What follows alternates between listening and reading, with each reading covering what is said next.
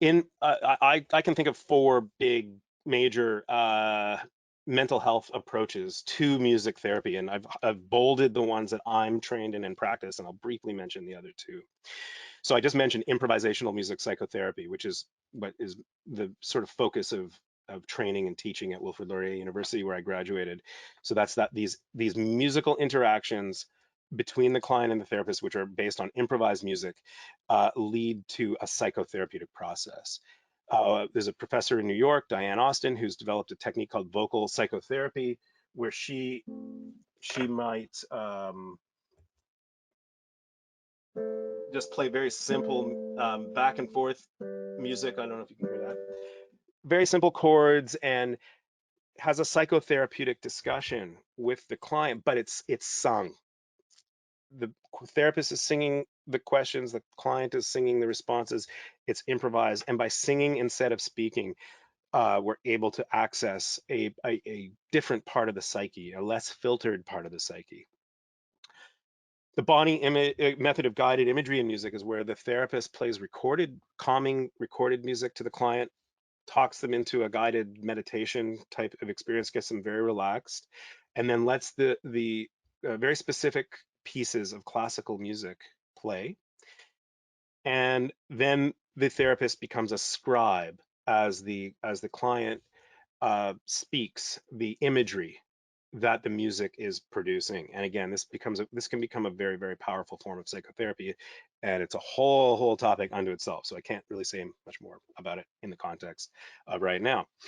And then I also practice music psychotherapy and counseling, and this is a technique that uses all kinds of different music experiences, whether it's guided music listening, and we're going to have a little taste of that in a moment, musical role playing, improvisation, sometimes even just teaching basic music skills to address issues of mood control, effective expression, cognitive coherence, reality orientation, appropriate social interaction, et cetera, et cetera. And this is usually to sort of address and begin to correct deficiencies in those areas that are due to some kind of neurologic disease. I'll give you one example of how that works in the context of a music therapy situation that looks like a music lesson, but with an individual with a very significant brain injury. As a result of the brain injury, was having lots of mood issues, depression, etc., and rage, trashing an apartment when getting frustrated and so on.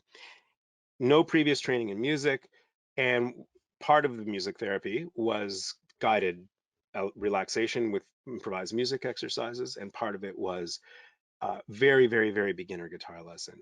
And he reported that the most rudimentary guitar exercise that I gave him, which is just getting your hands on the instrument and getting, just being able to do something like that to begin to get the fine motor skills under control that you need to be able to play a guitar. I was surprised. He reported that doing that when he was getting frustrated and thought he might be at risk of trashing his apartment was helped him regulate his mood and emotional state, and helped him just ground himself and calm right down. Therapeutic singing is I'm going to show you a clip in a moment. This is a technique that I use all the time in all kinds of different situations for all kinds of different clinical issues. It's basically just an unspecified use of singing activities to facilitate initiation, development, articulation in speech, etc. And it can be used for all kinds of things. In the example I'm going to show you in the next slide, it's used with a woman who had very advanced dementia, depression associated with that. But you can see how, and I don't have time to show the entire context, but just take my word for it that right before this clip, she's in a very very subdued state, both emotionally and cognitively. She doesn't seem like she's really there. But by engaging her in singing folk songs that are familiar to her, we wake her up, and it's almost like flip, and then on the mood front, it's almost like flipping a switch. She sort of does, she goes like 180 degrees from where she was before. So I'm just gonna start here.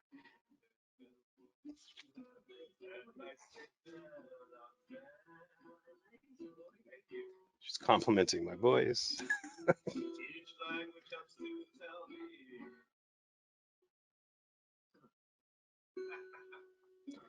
And you can see she's becoming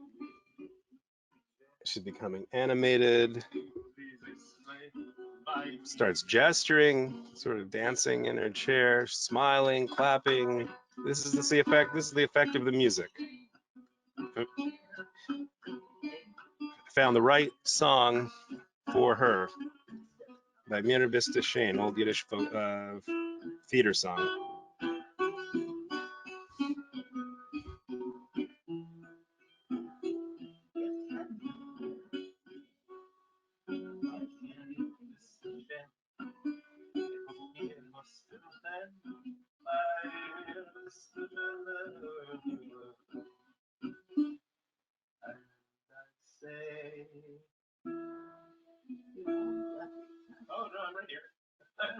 She's visually impaired, so she's looking for me with her hand. Okay. And I say,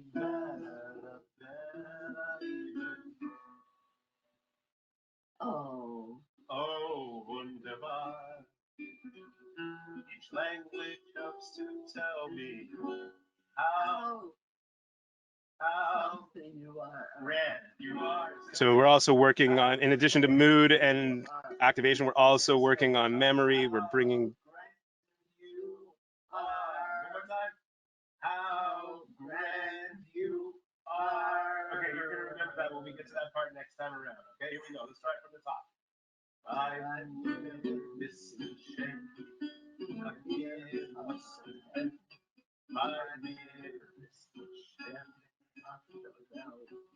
She's singing it. She's singing it in Yiddish. It goes both ways, in English and Yiddish.